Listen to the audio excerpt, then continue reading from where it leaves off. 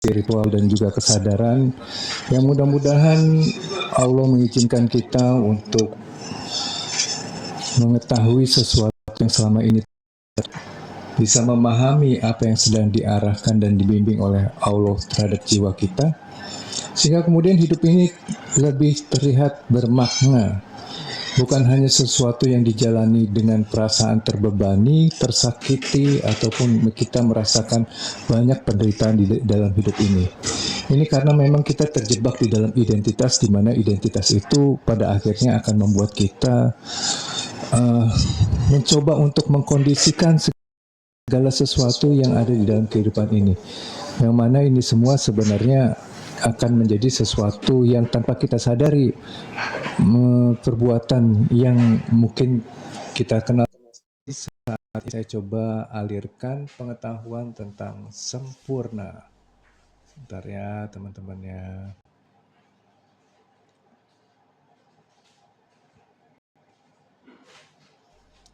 Oke, teman-teman. Jadi tadi pagi ada sedikit insight ya, pengetahuan yang sedikit menyadarkan diri saya juga untuk lebih waspada lagi terhadap apa yang sedang saya jalani dalam rangka memproses diri untuk bisa lebih berkesadaran, tapi ternyata ada sisi-sisi yang mungkin saya tidak sadari masih hadir sebagai ego yang ingin menjadi orang yang berkesadaran. Tapi apapun juga sebenarnya itu sudah terjadi sesuai atau sempurna, tidak ada yang kurang. Karena itu diciptakan oleh yang maha sempurna, yang maha tahu. Maka itu akan diberikan, waalaikumsalam Kak Mul. Maka akan diberikan atau diciptakan sesuatu yang sudah sempurna juga. Merasa bahwa sesuatu itu salah atau sesuatu itu, halo juga Kak Arlen, selamat pagi. Itu akan membuat kita selalu terdorong untuk menolak, mengkondisikan. Jadi bukan berarti kita itu hidup pasrah ya, bukan. Tapi saya ingin sedikit memberikan sebuah ilustrasi lah tentang kehidupan masa kanak-kanak ya. Bang, dari kemarin OVT hadir, sampai semalam badan sakit semua, tegang mencoba rilis, tapi kok tetap OVT. Kak Naura, kalau mau lebih jelasnya mungkin kita perlu private ya, karena saya perlu merubah mindsetnya dulu gitu loh. Ketika nanti saya ajarkan tentang tekniknya, misalkan secara umum perlu untuk menjadi penyaksi lah, untuk merilis emosi-emosi yang menjadi supporting atau bensin sehingga kemudian otak itu OVT gitu loh. Tapi sulit juga kadang-kadang kalau kita nggak mempraktekannya dengan memahami secara utuh, karena orang OVT itu ketika diminta untuk jadi pengamat aja seringkali lari gitu loh. Pikirannya coba untuk mencari lagi karena sudah menjadi suatu habit. Istilahnya kita yang memang dikendalikan 95% itu oleh otak bawah sadar kita. Ini membuat diri kita itu nggak mampu untuk diam pikirannya gitu loh. Pasti ketika OVT ini nanti dampaknya apa? Badan sakit-sakit. Kenapa? Karena semua energi yang dibutuhkan sebenarnya untuk meregenerasi sel-sel di tubuh kita itu kita gunakan untuk mensupport proses berpikir kita. Ya, jadi coba nanti ya kalau memang ingin dibimbing atau apa, ini bukan masalah saya maunya privat aja, enggak. Cuman memang kondisinya sulit untuk bisa dijelaskan di live ini gitu loh. Secara energi juga saya sudah terpecah gitu loh untuk menjelaskan ini kepada teman-teman yang lain juga. Jadi ini hanya penawaran aja, tapi kalau pengen tahu secara sederhananya, coba belajar sadar. Sadar itu menurunkan tingkat aktivitas berpikirnya. Ya, nanti kita mampu untuk menjadi pengamat. Hanya sadar terhadap apa yang sedang terjadi. Apa yang muncul di pikiran, perasaan, emosi. Lalu kemudian kita melakukan sesi menjadi penyaksi. Ketika belum bisa stay sebagai kesadaran, sulit untuk bisa menjadi penyaksi agar OVT ini kehilangan bensin untuk menjalankan aktivitasnya. Ya, jadi kurang lebih itu yang bisa saya sampaikan ke Kak Naura ya. Oke, kita lanjut lagi teman-teman. Waalaikumsalam Kak Heni. Oke, Kang, saya pernah menyakiti hati orang terus orangnya Terus nuntut salah saya apa? Jadi gini ya, Kak Rin ya, Rinmi, Rinmai kali ya, maksudnya. Anyway, begini, hidup ini tadi saya sudah bilang, saya ngebahas hari ini tentang kesempurnaan, bahwa memang nggak ada yang salah. Sesuatu yang tidak nyaman bukan berarti itu adalah sebuah kesalahan di mata Tuhan. Karena Tuhan tahu apa yang kita butuhkan. Kalau kita merasa bahwa ini ada yang salah, pertama-tama kita pasti menolak kondisi yang kita rasakan gak nyaman saat ini. Itu udah pasti, itu udah menjadi auto gitu ya. Gak mungkin kita itu mampu untuk stay menerima itu sebagaimana adanya. Karena udah jelas perspektifnya ini salah. Ketika melihat ini sebagai kesalahan, artinya langsung pikiran itu menggambarkan bahwa ini tidak ada manfaatnya dan bahkan ini akan membahayakan diri kita.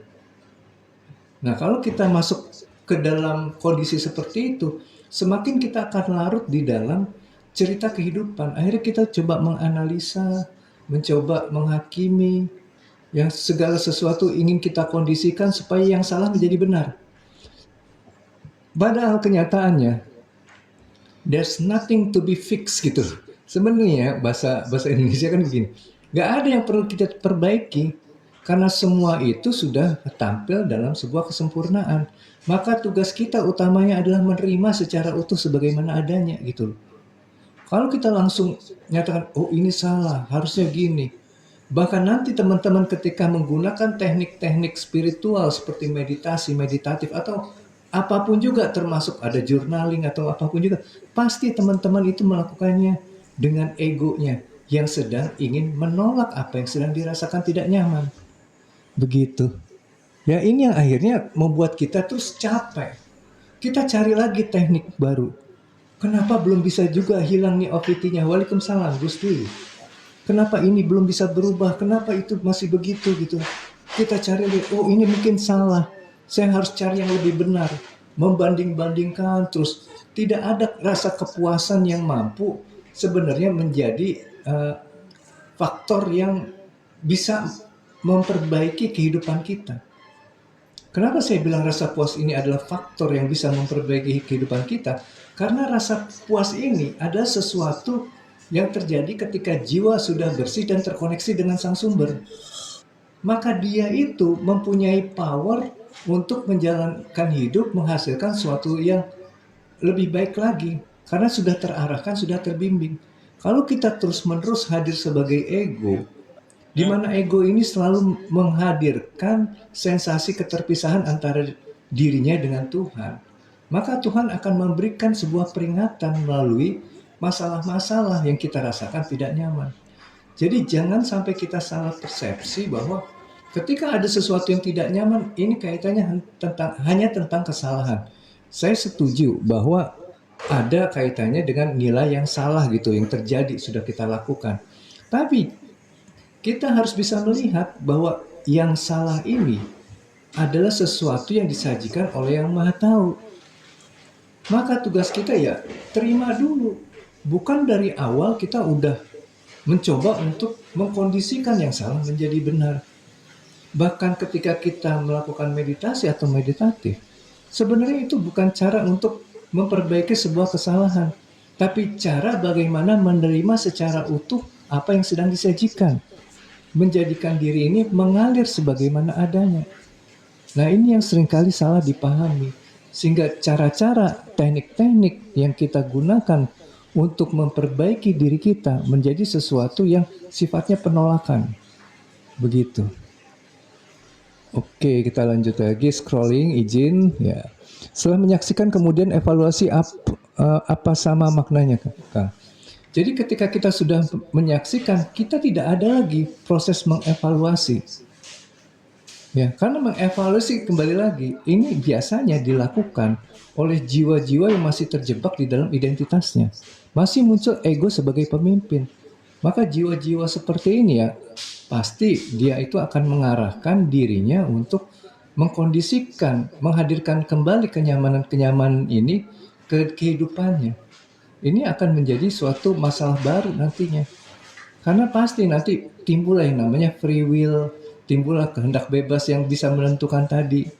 Yang akhirnya semakin kita itu keluar dari kesejatian diri kita yang sebenarnya tidak punya kemampuan apa-apa, dan mampunya diri kita hanya karena bimbingan dan kuasa Tuhan.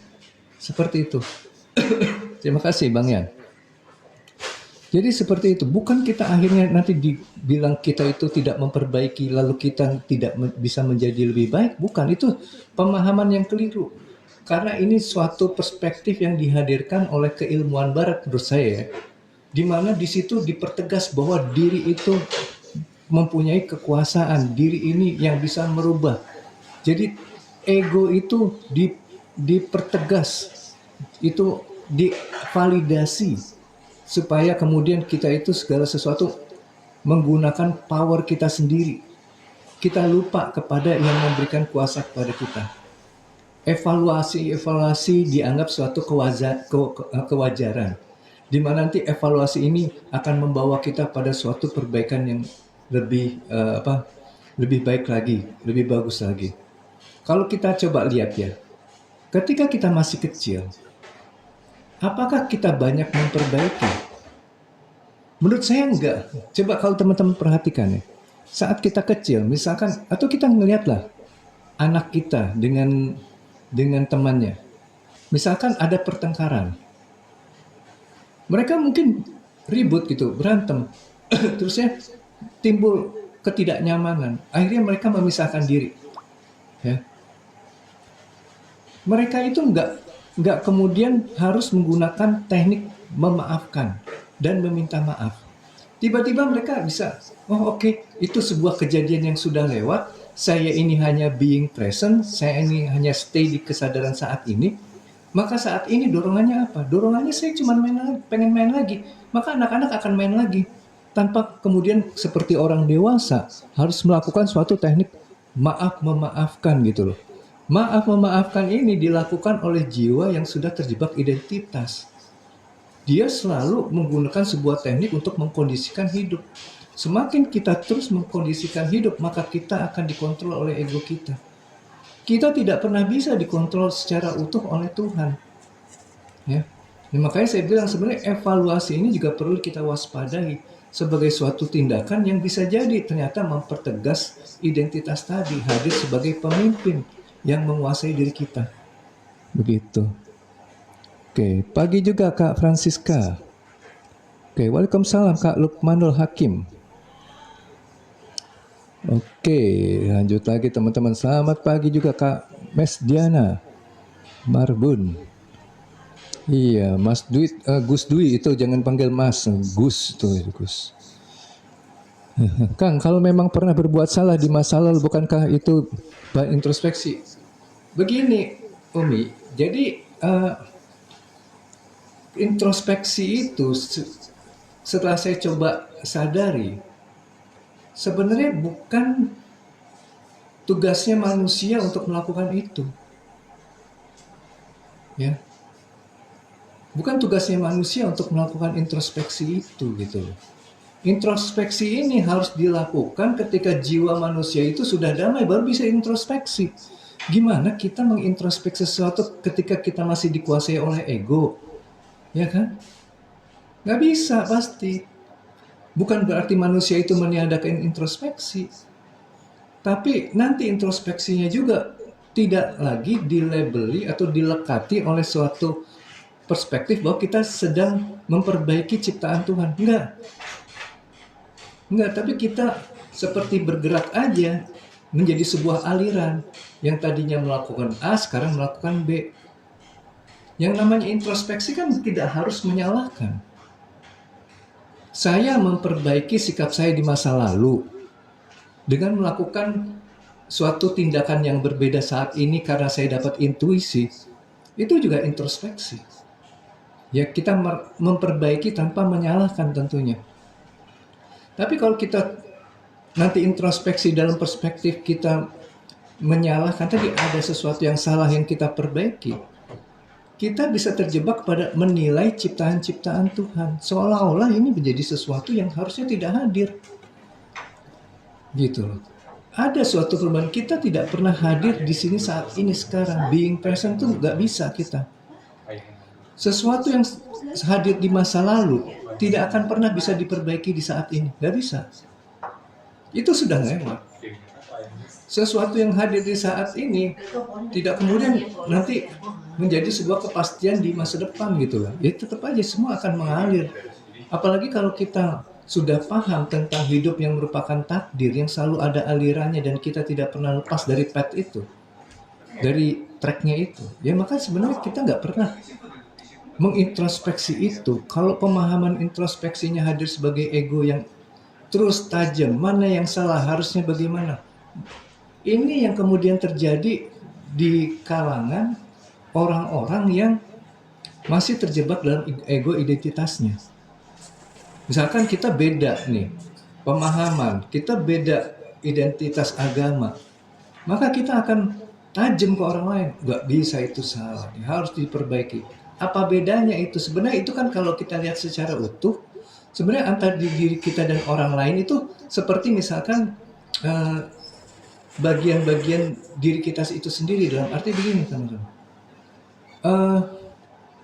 Kalau kita itu misalkan pernah salah di masa lalu, ini anggaplah ini adalah apa yang dilakukan oleh orang lain. Lalu kita menyalah-nyalahkan orang itu gitu. Oh nggak boleh, harusnya nggak boleh begitu gitu loh. Itu menurut saya bukan sebuah sikap yang dihadirkan oleh jiwa yang sudah bijaksana. Karena yang bijaksana berkenan untuk membiarkan sesuatu yang berbeda yang mungkin itu juga salah dan tidak sibuk untuk memperbaikinya, karena tahu pada saat nanti akan ada waktunya yang salah itu akan bisa menjadi benar. Boleh kita dengan pemahaman bahwa nanti kan kita perlu tahu yang salah itu harus diperbaiki agar kemudian menjadi lebih baik lagi. Iya, saya juga setuju. Cuman hati-hati ketika kita masih hadir sebagai identitas atau ego, maka perbaikan itu hanya tajam untuknya, bukan sebuah aliran. Ya istilahnya begitu, bukan suatu aliran tapi namanya usaha. Begitu. Selamat pagi juga Kak Gal. Oke, suaranya macet ya? Maksudnya introspeksi itu kesadaran Kang? Iya betul. Nanti yang akan memperbaiki itu sebenarnya kesadaran ini. Kesadaran yang murni ini. Dia akan berubah dengan sendirinya tanpa kemudian kita itu sibuk memperbaiki gitu. Karena nanti kalau kita sibuk memperbaiki, apa yang terjadi, kebanyakan kita itu kayak berprasangka, oh ini yang lebih baik. Atau yang seperti Umi sampaikan di Wawa tadi gitu loh, tentang setan yang membanding-bandingkan. Ya kan? Setan yang membanding-bandingkan tadi, maka kita akan ada di neraka akhirnya. Timbul ketidaknyamanan.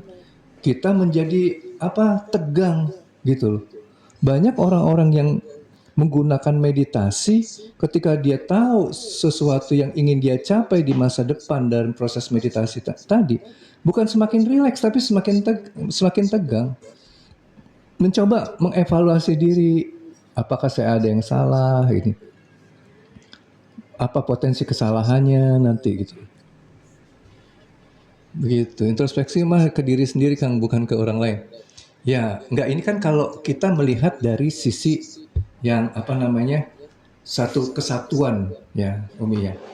Satu kesatuannya itu gitu. Ya, sekarang begini. Apakah kita yang masa lalu itu terpisah dengan yang saat ini kan jadi satu juga. Kayak kalau orang lain juga sebenarnya kan ada istilah kamu adalah aku yang lain gitu. Nah kan sebenarnya di situ sebenarnya ada suatu pemahaman sebenarnya dunia ini satu kesatuan yang utuh, yang sempurna, yang nggak kemudian ada yang terpisah antara satu dengan yang lainnya gitu loh. Sama aja. Kita melihat bahwa yang kita introspeksi itu adalah diri sendiri atau orang lain, apakah kita melihatnya dengan perspektif bahwa kita juga berbeda dengan orang lain? Kan akhirnya satu kesatuan itu gitu loh. Yang harus kita lihat secara holistik gitu loh pemahamannya, supaya kemudian kita bisa menerapkan suatu pemahaman atau konsep yang utuh tadi untuk diterapkan di setiap keadaan. Jadi sama semua konsep pemahamannya. Karena ini merupakan satu kesatuan, hanya beda tampilan aja, beda tampilan aja. Kang, saya sudah mengikuti meditasi kok terasa nyesek ya Kang. Nah itu dia, kadang-kadang yang bermeditasi ini masih yang namanya ego. Jadi ego ini yang kemudian akhirnya membuat kita tuh hanya merasa bermeditasi dengan kesadaran, tapi masih ada diri yang ingin mendapatkan suatu kondisi yang berbeda dari apa yang terjadi saat ini. Makanya saya bilang, kita itu harus menggunakan konsep tentang kesempurnaan hidup. Bahwa semua diciptakan oleh yang maha sempurna, maka yang produk yang dihasilkan adalah sesuatu yang sempurna juga. Diciptakan oleh yang maha tahu, maka dia tidak mungkin memberikan sesuatu yang kita tidak butuhkan. Ya. Dan pasti ada manfaatnya. Nah ini yang perlu kita pahami sama-sama ya. Coba hadir dulu secara utuh, termasuk ketika kita menjadi penyaksi ya. Jangan sampai kemudian menyaksikannya kita ini hadir sebagai ego yang ingin terus aware gitu loh, sadar ya, bahwa ini ada sesuatu gitu loh. Sehingga ketika kita tidak sadar, kita menganggap bahwa ini salah gitu kan. Akhirnya apa? Kita fokus untuk mengkondisikan perjalanan hidup kita. Ya. Seolah-olah ada yang lebih benar daripada apa yang tampil saat ini, sekarang. Gitu kan. Apa emosi yang sedang dirasa sekarang, misal merasa tidak dicinta, ada kaitan dengan rekaman jejak? Wow, ada. Ya. Pasti di situ kita pernah mengalami perjalanan hidup di mana, kembali lagi saya garis bawahi di sini ya, bahwa kita itu diperjalankan oleh Tuhan. Jadi kita mengalami ini bukan karena hanya dalam kacamata manusia kita melakukan kesalahan atau ada orang lain yang salah kepada kita, bukan itu. Tapi kita itu memang diarahkan Tuhan untuk mengalami suatu peristiwa. Makanya saya bilang sebenarnya kalau kita mau lihat secara hakikat, nggak ada manusia itu keluar dari track kehidupannya. Semua berjalan pada tracknya.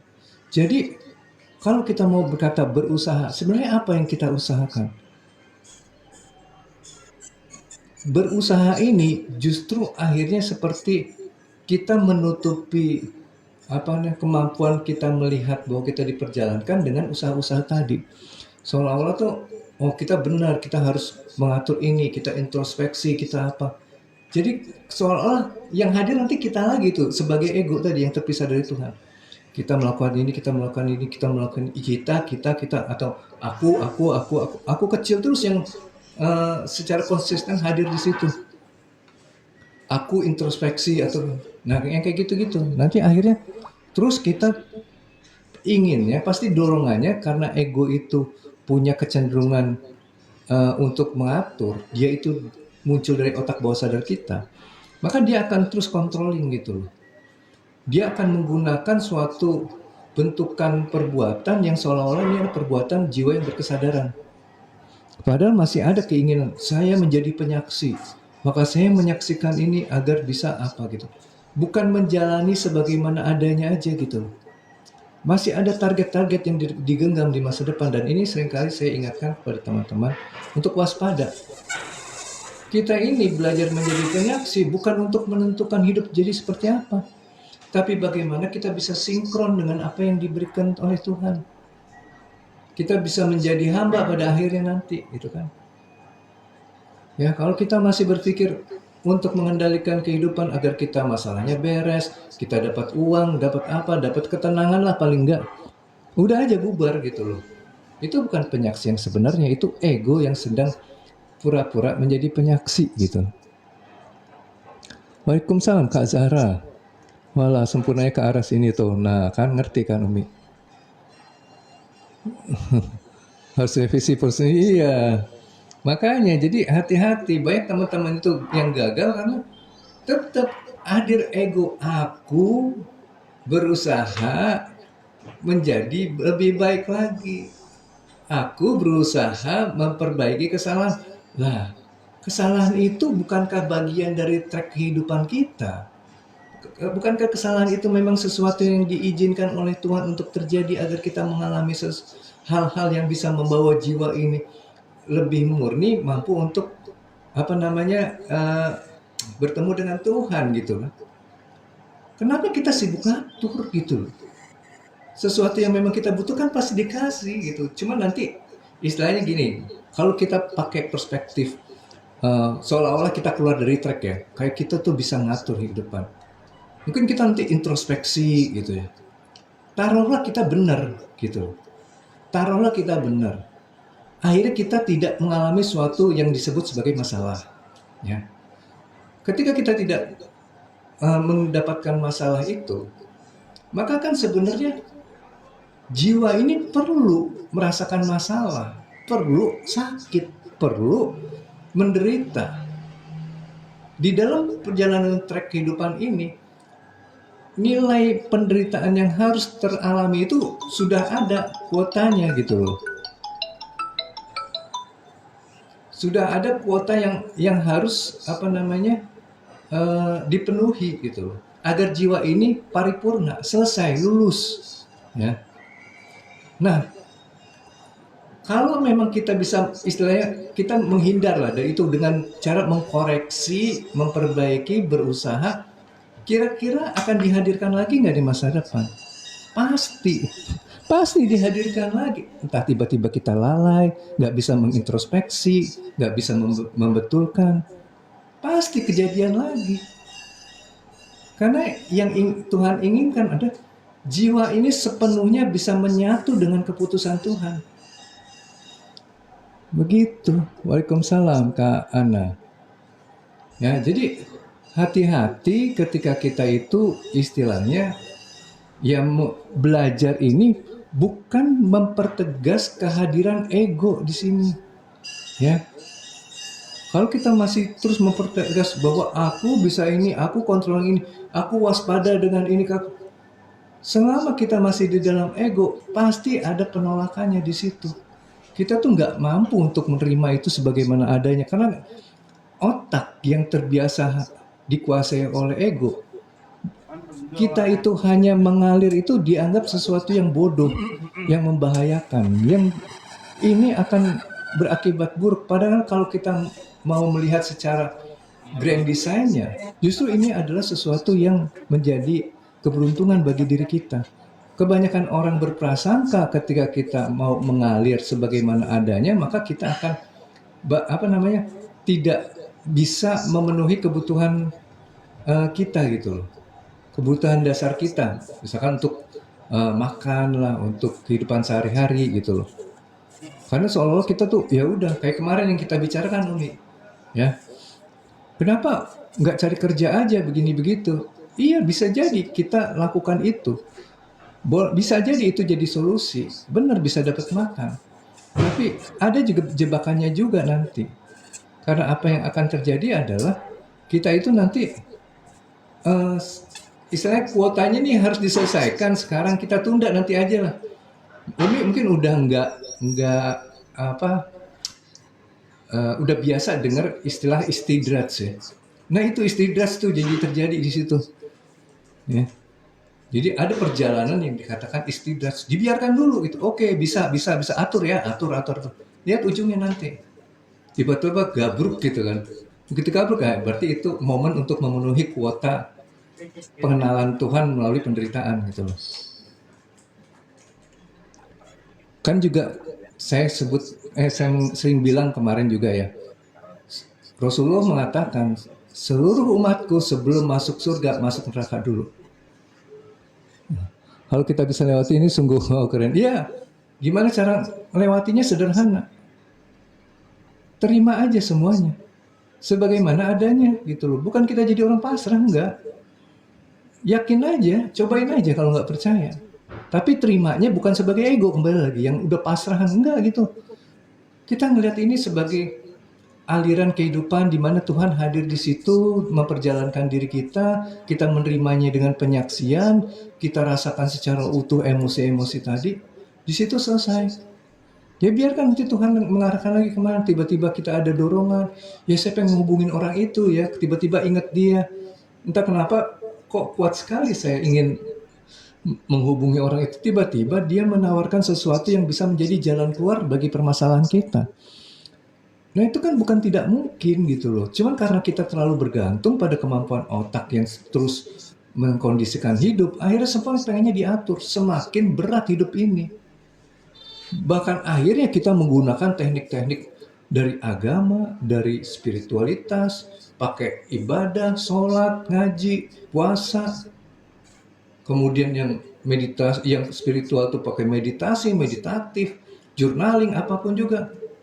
Semua yang melakukan siapa? Ego kita. Karena kita nggak mau ngalamin itu. Dikatakan kamu berdaulat utuh. Berdaulat utuhnya itu bukan dengan penyatuan ketika menyatu dengan Tuhan, tapi berdaulat utuhnya sebagai ego. Ya udah tambah kencang di situ identitasnya. Jadi terima aja ya bang. Diterima. Biar tidak. Iya bener. Iya. Udah terima aja, memang ini yang Tuhan kehendaki untuk diterima. Ketika nggak diterima kan akhirnya, oh kuota kamu belum penuh, nanti cicil lagi ya. Kan kurang lebih bahasanya gitu. Walaupun sebenarnya perjalanan ini mas semua juga udah ada ceritanya gitu loh. Tapi kan ya sebagai insight pengetahuan di sini, ya ada juga sebuah pengetahuan yang bisa kita pahami sebagai bagian dari perjalanan jiwa yang nantinya akan menggambarkan perjalanan yang smooth. Tapi tentunya bukan dengan cara membuang perasaan-perasaan tidak nyaman, tapi bersinergi, berharmoni, selaras dengan energi-energi yang tidak nyaman tadi diterima dengan penyaksian. Bagaimana tanggapan Mas Ari tentang uang yang berasal dari bantuan sosial dikasih orang sengaja minta-minta? Ya kembali lagi, semua tindakan ada konsekuensinya. Ketika kita meminta dengan misalkan menipu orang lain gitu loh, kita punya kemampuan tapi kita nggak mau berusaha dan memvalidasi diri kita untuk meminta kepada orang lain. Ini kan sebenarnya kaitannya tentang energi yang ada di diri orang tersebut. Jadi apa yang dilakukan oleh orang tersebut dihadirkan oleh energinya. Maka apa yang terjadi nanti di sini berlaku hukum energi, di mana energi menarik energi yang sama. Nah, jadi jangan pikir orang-orang yang menyiasati atau menipu lalu kemudian dia berhasil, hidupnya akan enak-enak aja. Nggak bisa. Karena dia punya emosi yang energinya frekuensi rendah, dan itu pasti akan menarik masalah. Entah dia jadi boros, keborosannya jadi sia-sia, entah akhirnya dia beli makanan yang akan merusak tubuhnya. Itu semua akan terjadi gitu. Jadi jangan pikir kita bisa menyiasati kehidupan ini. Justru ketika kita mampu untuk selaras dengan apapun juga yang dihadirkan oleh Tuhan, di situ energinya kuat banget, bagus banget, karena kita akan terkoneksi dengan Tuhan tadi gitu. Saya setuju dengan apa yang Tuhan hadirkan, maka saya berselaras dengan Tuhan. Di situ energinya jadi bagus gitu. Ya. Dan di situ pasti yang muncul adalah kebaikan-kebaikan. Begitu. Itu kondisi jiwa yang sudah mampu kembali sebelum kematian gitu kan. Sedari kecil kita dituntut berusaha. Nah itu. Ya selalu semua dihadirkan dalam suatu konsep menekan gitu loh. Berusaha, tekan terus, ayo harus bisa. Jadi kualitas diri ini malah tertutupi di situ. Sebenarnya kita punya keunikan dan keotentikan tertentu karena orang tua kita tuh maunya kita jadi seperti apa, ditutup semua di situ. Maka inilah yang kemudian banyak terjadi kegagalan. Makanya ada beberapa pendapat yang menyatakan bahwa penyeragaman di sekolah itu suatu proses pembodohan sebenarnya.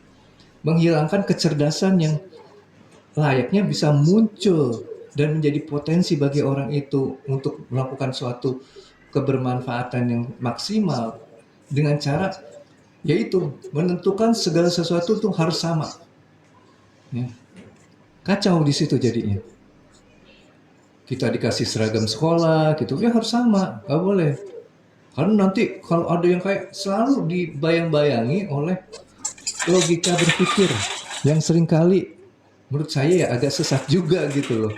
Karena ya ternyata apa yang kita khawatirkan lebih disebabkan oleh kita punya pendaman emosi negatif aja. Tapi kemudian divalidasi dengan logika berpikirnya. Begitu, nyimak. Ya, oke, mantap. Allahu Akbar. Kayak bom meledak suatu saat. Iya, betul. Akan meledak nanti suatu saat. Lihat aja orang yang berhasil. Ya kayak teman saya itu, Mi, gitu ya. Kontrol, kontrol, kontrol. Semua introspeksi. Salah, betulin. Semua kepasangan tajam. Semua diarahkan menurut logika kebenarannya gitu. Apa yang terjadi begitu sampai titik puncak, bleng, habis semua gitu loh. Itu yang bomnya tadi, tiba-tiba das meledak, habis semuanya. Ya dia ada pada momen pencerahannya yang harus dia jalani tadi. Nanjak lagi gitu. Gitu. Tapi kan berat, kita mesti dipaksa shifting cepat. Karena kita dikejar dengan kebutuhan yang kalau tidak terpenuhi akhirnya kita menderita. Gitu. Kadang emosi kita meledak itu, Bang. Yes, betul. Waalaikumsalam Kak Rio JTR, kesal dengan keadaan. Ya, betul. Jadi selalu ya kalau kita lihat anak kecil lah, ada marahnya. Iya kan? Terima kasih Kak Bams. Marah itu bukan sesuatu yang salah.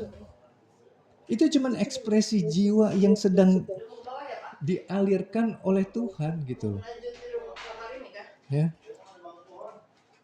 Ya jadi kalau memang itu ada sesuatu kenaturalan, terlepas dari bagaimana dia terbentuknya, ada konflik bisa dinilai mana benar mana salah. Toh anak kecil itu bisa kembali bermain ketika dia habis berantem gitu. Bahkan habis dipukul-pukulan, dia bisa 5 menit kemudian, ini menarik ini. Wah, saya itu pengen main lagi. Nggak ada rasa mengganjal di dirinya, sehingga dia bersedia untuk main lagi. Bukankah ini suatu permaafan yang natural? Bukan kayak kita pura-pura maafin, ya mohon maaf ya kalau ada ini, padahal di sini masih begini. Nah mereka ini di sini udah lepas, maka permaafannya nggak usah pakai salaman gitu, nggak usah pakai kata-kata. Karena yang penting adalah yang di sini, yang gerakan-gerakan ini, yang ritual ini untuk membawa kepada yang di sini. Tapi kebanyakan yang begini memperkuat identitas kita, ego kita. Gitu.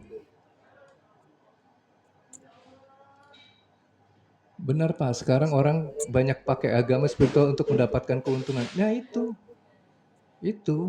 Karena nanti ya kembali lagi, orang belajar agama bukan semakin menipiskan egonya.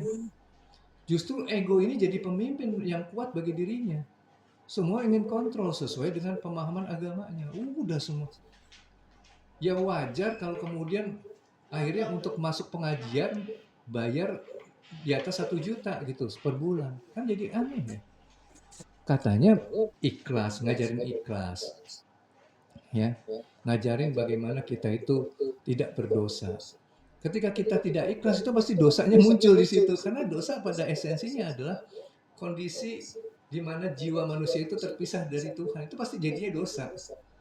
Ya karena pasti nanti ada kesalahan yang terwujud di mana Tuhan ini mengingatkan si jiwa ini, dia sudah terpisah dengan Tuhan, dia sudah berjarak, tidak lagi menjadi hamba bagi Tuhan, maka itu akan menyebabkan jiwa ini tersesat nantinya. Maka perlu untuk diingatkan melalui masalah. Gitu. Oke, terima kasih Kak Bam. Menyiasati kehidupannya itu gitu loh. Semua siasati. Tapi nanti kalau teman-teman coba aja ngalir aja di dalam hidup ini gitu. Kita itu bukan hendak menggapai masa depan atau hendak memperbaiki masa lalu. Enggak, kita stay sekarang karena masa depan nggak pernah akan ada. Masa lalu juga udah nggak pernah lagi bisa tersentuh gitu. Kenapa nggak berproses sadar utuh saat ini sebagaimana adanya saja? Yang saya juga sempat bilang berkali-kali kepada teman-teman, kalau memang free will itu ada, saat kita tahu konsep bahwa saat ini dibentuk oleh masa lalu, masa depan dibentuk oleh saat ini. Kalau rentang waktunya panjang, oke lah ada in between-nya ini. jarak, durasi, waktu untuk memperbaikinya atau melakukan suatu tindakan yang untuk menghasilkan sesuatu yang lebih baik. Coba kita persempit lagi sampai 1 detik. Maka 1 detik sebelumnya menentukan 1 detik saat ini. 1 detik saat ini akan menjadi faktor yang membentuk 1 detik di masa depan. Terus kita berpikirnya kapan di situ? Berpikir aja udah nggak bisa, nggak ada waktu yang terpisah dan sebenarnya semua yang hadir cuma saat ini. Lalu bagaimana kita itu dikatakan punya free will di situ? Free will kita itu cuma keterilusian pikiran logika kita yang melihat bahwa ada diri yang sedang berusaha, diri yang masih yang tadi terjebak pada identitas tentunya ya, yang merasa mampu, dia punya pikiran, dia punya kemampuan, dia bisa berusaha. Lalu kemudian dia memutuskan, padahal kalau digali lebih dalam lagi, semua keputusannya dia sebenarnya dipengaruhi oleh keputusan orang lain, dipengaruhi oleh pengetahuan dan pengalaman orang lain. Saya memilih sebuah sekolah untuk saya jalani. Ya, boleh. Untuk saya jalani itu istilahnya karena saya mendapatkan pengetahuan dari teman saya gitu, bahwa sekolah itu bagus gitu kan. Atau saya baca berita sekolah itu bagus, jadi saya mau ke situ gitu kan. Kan itu bukan pikiran kita sebenarnya. Waalaikumsalam Kak Musafir. Menerima lagi apa yang kita berikan, kebaikan ataupun keburukan. Iya betul, ngalir aja. Kadang-kadang kita salah, nggak bisa kita menghindarkan untuk melakukan sebuah kesalahan ketika itu momennya kita memang harus salah. Jadi berlapang dadalah dengan kesalahan-kesalahan kita. Jangan kita sibuk menyalahkan, waduh saya dulu ya pernah berdosa besar sekali. Saya melakukan kemaksiatan. Nah itu yang kemudian akhirnya seolah-olah kesalahan-kesalahan kita yang katanya dosa dan kemudian kita berpotensi untuk mendapatkan suatu konsekuensi sebagai hukuman dalam tanda petik. Yang sebenarnya ini adalah pendidikan dan bimbingan dari Tuhan agar jiwa ini mampu menyatu secara sempurna dengan Tuhan. Akhirnya kita pengen coba untuk perbaiki di saat ini. Itu saya nggak boleh salah. Saya nggak, nanti akan terjadi itu. Nah sebenarnya kita sedang menolak sebenarnya atau sedang menyalahkan Tuhan. Bukankah kita bisa melakukan hal itu karena ada izinnya Tuhan? Boleh dong kita nyalahin Tuhan kalau begitu. Ya. Tapi kan pada kenyataannya ya diizinkan karena ada manfaatnya. Ya itu yang perlu kita tekankan di pemahaman diri kita gitu loh. Seburuk-buruknya sebuah kesalahan, tidak perlu kemudian kita larut sehingga kemudian menegaskan ini harus bisa tidak terulang lagi. Ini hanya mempertegas rasa takut, emosi takut yang terpendam di diri kita, yang akhirnya semakin kita dikontrol oleh emosi ini, semakin kita mendapatkan kondisi-kondisi yang sama. Ini ibaratnya ya, ada orang pengen bertobat nih. Bertobatnya itu karena ketakutan tadi akan dosa-dosanya. Sebenarnya dia sedang mempertegas bahwa ketakutan ini hadir.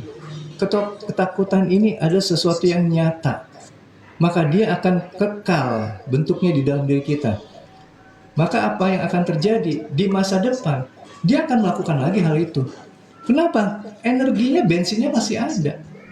Mungkin sekarang tobat, besok ngelakuin lagi. Nah, yang disebut tobat sambal itu gitu loh.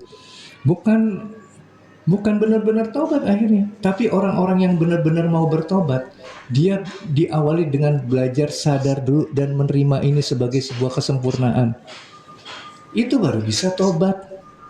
Karena nanti yang kita rubah adalah faktor supportingnya tadi, emosi negatifnya, rasa takutnya, yang mendorong kita pada masa lalu melakukan sebuah kesalahan, gitu kan? Waalaikumsalam, Teh Ade. Kak Sifaula, waalaikumsalam. Kak Siti Khadijah, waalaikumsalam. Ada yang konsultasi aja 1-2 jam, 1-2 juta. Nah betul sekali. Makanya saya itu bilang ke teman-teman, saya memang mengundang teman-teman untuk private atau ikut kelas pembelajaran di Zoom ya. Tapi Walaupun saya buka pintu untuk pertukaran energi atau investasi, saya nggak pernah memaksakan itu terjadi. Dan satu hal yang perlu teman-teman sadari juga, saya nggak pernah meminta berapa nilai yang harus dibayarkan ke saya. Saya nggak berusaha untuk menentukan gitu loh. Tapi kita juga tidak boleh sombong, jangan sampai akhirnya ketika kita menyatakan, wah ini kan semua kita dapatkan gratis. Jadi nanti kita menutup potensi Allah ingin mengalirkan orang lain untuk memberikan gitu loh. Nah itu juga nggak benar gitu loh. Dan kalau ditanya berapa lama konsultnya, saya bilang sampai selesai. Sampai selesai, sampai gak ada pertanyaan lagi, sampai semua clear, udah baru selesai. Bahkan ada yang sampai 4 jam gitu loh. Ya, jadi ya sudah lah gitu loh. Tapi di situ sebenarnya energi keikhlasannya itu akan baik buat pertumbuhan kesadaran kita. Ya. Jadi kembali lagi, kalau bagi saya keluarkan semua nih, semua pengetahuan saya keluarkan, saya gelontorkan biar teman-teman semua dapat. Tanpa kecuali, nggak ada yang saya tutup-tutupi, semua dapat gitu. Nah tinggal dari teman-teman aja gitu loh. Karena kan balik lagi, semua kan harus ada take and give-nya gitu loh ya, untuk ada sirkulasi gitu loh. Kalau teman-teman istilahnya, aduh ya udahlah, saya kan beruntung di sini gitu loh. Saya tuh dapat ini, iya boleh juga dipahami begitu sih, nggak apa-apa juga. Ini hanya menggambarkan, ini hanya insight yang mungkin kita bisa dapat gambaran bahwa ada suatu sistem yang dihadirkan oleh Tuhan. Balik lagi tentang sistem yang kita bicaranya. Makanya tadi saya bilang, kalau kita salah memahami sistem, pasti aplikasinya juga salah. Seperti tadi, sistem bahwa kita itu sudah dalam kesempurnaan. Ketika kita melihat tidak dengan kesempurnaan, maka yang hadir di situ ego kita. Ego yang ingin terus controlling gitu loh. Ingin cari untung. Ya. Pengen dengan seminimal mungkin dapat hasil semaksimal mungkin gitu. Nah ini kan yang diajarkan oleh orang-orang barat gitu ya. Yang kemudian selalu pengen mengkondisikan, memanipulasi. Saya pengen berkurangnya sedikit tapi saya dapatnya sebanyak mungkin. Kalau kita belajar dengan pemahaman seperti itu pasti gagal. Nggak mungkin karena itu melanggar sistem sirkulasinya tadi gitu loh. Nggak bisa kita. Semakin kita berani mengalirkan itu, berarti ada sebuah keyakinan. Walaupun nggak bisa kita ukur antara satu orang dengan yang lainnya, nggak bisa dibanding-bandingkan gitu. Kalau misalkan ada teman-teman yang punya duit cuma 20.000, saya mau berbagi nih dengan orang yang memberikan saya sebuah pengetahuan yang menurut saya ini sangat bermanfaat buat diri saya. Saya mau kasih 50% gitu. Itu justru lebih hebat daripada orang yang punya 100 juta tapi ngasihnya 500.000 gitu kan. Ya kan beda ininya gitu loh. Yang satu saya cuma punya 20.000 ini 10.000-nya buat saya makan nanti gitu. Itu lebih dahsyat menurut saya sih. Jadi jangan diukur dari nilainya. Semua itu juga ya kembali lagi, kalau kita punyanya berapa ya. Kalau kita mencoba memanipulasi itu, kembali lagi sadari ego yang bermain di situ gitu kan. Kan dari tadi kita bicara tentang siapa yang hadir di situ, apakah kesadaran atau ego ya.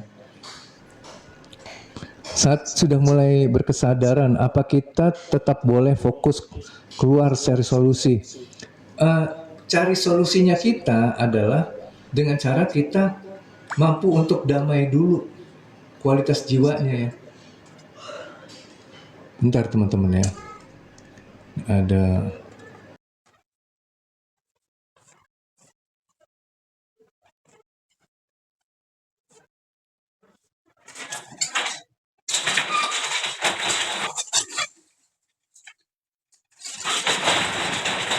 Sorry teman-teman ya. Oke, jadi ketika cari solusi itu bukan kita hadir sebagai ego yang sedang ingin keluar dari masalah, tapi kita itu istilahnya merapat dulu dengan Tuhan, biar nanti Tuhan yang mengarahkan diri kita bagaimana kita melangkah gitu loh, kemana kita harus pergi. Agama itu bukan hanya belajar tentang tata cara, tapi juga belajar tata hati. Betul sekali, setuju. Tapi kebanyakan orang nggak ngajarin agama tata hatinya gitu loh. Sayangnya begitu. Padahal sebenarnya agama itu ya seperti kalau di Nasrani kasih sayang gitu. Ya sama juga di Islam juga seperti itu gitu sebenarnya. Tobat sambal kayak saya. Nah itu dia. Kenapa? Karena energi emosinya masih kuat di dalam diri. Pola berulang itu ada siklus belum selesai. Betul sekali. Jadi masih ada energi yang sama yang kita miliki di masa lalu ketika kita melakukan sebuah kesalahan. Gitu ya. Tapi bisa selesai dengan membiarkan semua mengalir apa adanya. Betul sekali. Tapi membiarkan mengalirnya bukan sebagai ego ya. Kita tahu ada sebuah emosi yang hadir dari apa yang muncul di peristiwa saat ini. Nah itu yang kemudian kita rasakan seutuhnya. Kenapa ya Bang saat satu rilis malah dimunculkan? Ya kembali lagi kan banyak emosi-emosi yang terkait dengan peristiwa, berbagai macam peristiwa di masa lalu. Jadi ini proses pembersihan secara utuh aja Kak Zara. Begitu ya. Oke teman-teman. Teman-teman ini mohon maaf nih saya nggak bisa terlalu lama nih ya untuk hari ini, khususnya di pagi hari ini. Jadi mungkin nanti siang kita sambung lagi ya setelah sholat Jumat karena saya ada urusan dulu ya. Mudah-mudahan nanti kita bisa ulang lagi ini supaya nanti jadi lebih dalam lagi pengetahuan teman-temannya bahwa hidup ini sudah sempurna. Ya, hidup ini bukan sesuatu yang harus banyak dikoreksi gitu. Mengkoreksinya bukan karena hadir sebagai jiwa yang tidak puas, jiwa yang merasa terus kekurangan. Nah ini akan jadi kacau nantinya. Tapi coba nanti kita perdalam lagi, mudah-mudahan Tuhan berkenan menghadirkan suatu penjelasan yang lebih dalam lagi. Ya insya Allah nanti kita ketemu lagi setelah sholat Jumat mungkin jam 1 jam 2-an mungkin ya, insya Allah. Wabillahi taufiq wal hidayah. Wassalamualaikum warahmatullahi wabarakatuh. Sampai ketemu lagi nanti. Bye-bye semuanya.